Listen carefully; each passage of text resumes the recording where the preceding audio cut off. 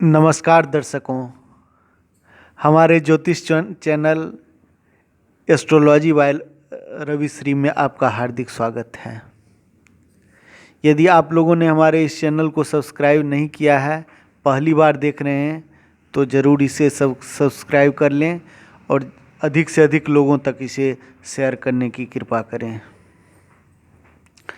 आज मैं ज्योतिष के ऐसे योग की चर्चा करने जा रहा हूं जो यदि किसी व्यक्ति की कुंडली में मौजूद रहता है तो वह व्यक्ति निश्चित रूप से सफलता के शिखर तक पहुंचता है।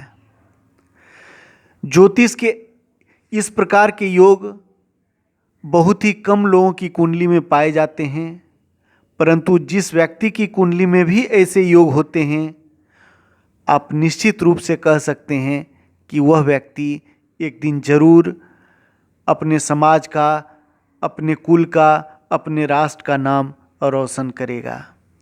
ज्योतिष के इस प्रकार के योगों को ज्योतिष के विद्वानों द्वारा पंच महापुरुष योग की संज्ञा दी गई है। आज मैं उन्हीं योगों की चर्चा करने जा रहा हूँ। उन योगों में से सबसे पहला योग है हंस नामक राजयोग। हंस नामक राजयोग जिस व्यक्ति की कुंडली में होता है, वह व्यक्ति न केवल स्वभाव से विनम्र, न केवल स्वभाव से शांत, अपने कुल का नाम रोशन करने वाले, बल्कि धनवान एवं ख्याति प्राप्त करने वाले भी होते हैं। अब हम बात करते हैं कि ये हंस नामक योग किसी कुंडली में बनता कैसे है। दोस्तों, आप स्क्रीन पर देख रहे हैं जो यहाँ पर अंक लिखा हुआ है वह है 9। यहाँ पर जो भी अंक लिखा रहता है उसे लग्न कहा जाता है। उस अंक से ही संबंधित लग्न होता है।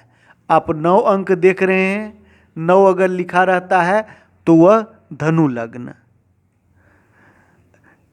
जो लोग नए हैं वो लोग भी जान लें, अगर 1 लिखा हुआ है तो इसका अर्थ मेष लग्न, 2 लिखा हुआ है तो इसका अर्थ वृष लग्न, 3 लिखा हुआ है तो इसका अर्थ मिथुन लग्न, 4 लिखा हुआ है तो इसका अर्थ कर्क लग्न, 5 सिंह लग्न, 6 कन्या लग्न, 7 तुला लग्न, 8 वृश्चिक लग्न, 9 धनु लग्न, 10 मकर लग्न, 11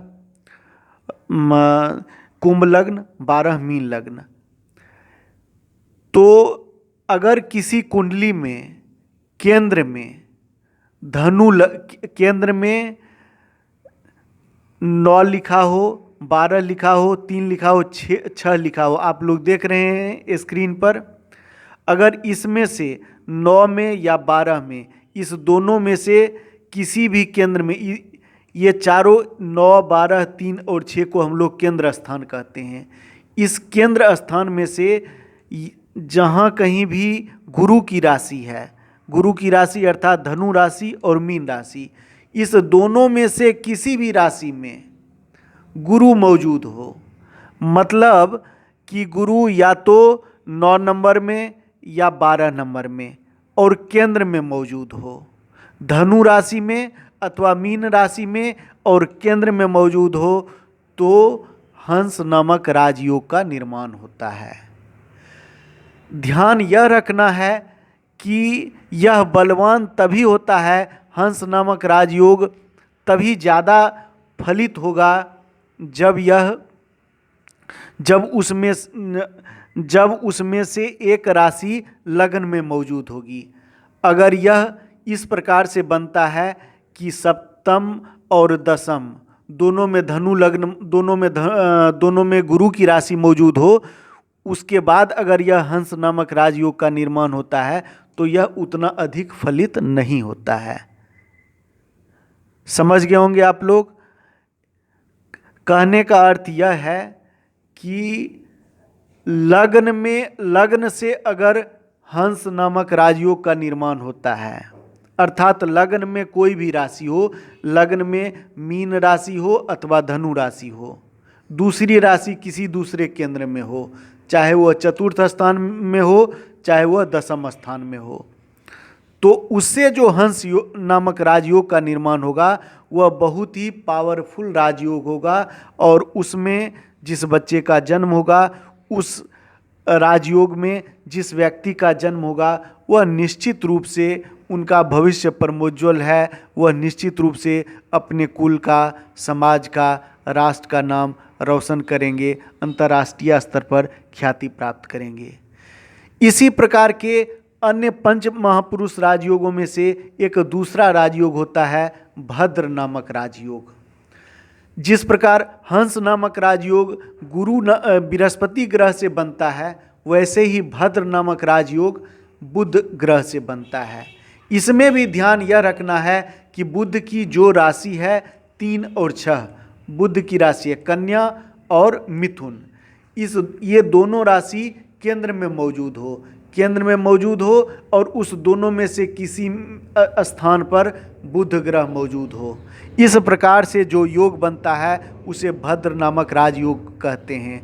भद्र नामक राजयोग आप उदाहरण के तौर पर देख सकते हैं, लाल बहादुर शास्त्री की कुंडली में भद्र नामक पंच महापुरुष योग बन रहा था। आप लोगों ने देखा कि कहाँ से अपने जीवन की शुरुआत किए थे और किस ऊंचाई तक वह पहुँचे थे। तो आज की कड़ी में हम लोग बस 2 योगों पर ही समाप्त करते हैं इस वीडियो को। अगली बार हम लोग अन्य पंच महापुरुष योगों को देखेंगे। तब तक के लिए नमस्कार। एक बार फिर से कहना चाहता हूँ कि यदि आप लोग पहली बार हमारे इस चैनल को देख रहे हैं तो इसे सब्सक्राइब कर लें और इसे अधिक से अधिक शेयर करने की कृपा करें। हाँ, एक और बात महत्वपूर्ण है जो अंत में बता देना चाहता हूँ कि यह मेरा मोबाइल नंबर है जो आपको बोर्ड पर सबसे ऊपर में दिख रहा है 9304926491। इस नंबर पर आप कभी भी सुबह 9 बजे से लेकर 5 बजे तक फ़ोन या व्हाट्सएप कर निःशुल्क ज्योतिषीय सेवा प्राप्त कर सकते हैं, लेकिन इसके लिए अपॉइंटमेंट आवश्यक है। पहले से अनुमति प्राप्त करना, पहले से अपॉइंटमेंट लेना आवश्यक है। यह सेवा, ज्योतिष की यह सेवा बिल्कुल निःशुल्क है। आप अपनी कुंडली का विश्लेषण करवा सकते हैं, आप किसी प्रकार की समस्या का समाधान प्राप्त कर सकते हैं, लेकिन उसके लिए शर्त यह है कि आपको पहले इस नंबर पर, यह जो नंबर दिया हुआ है उस पर व्हाट्सएप कर या कॉल कर अपॉइंटमेंट ले लें। धन्यवाद।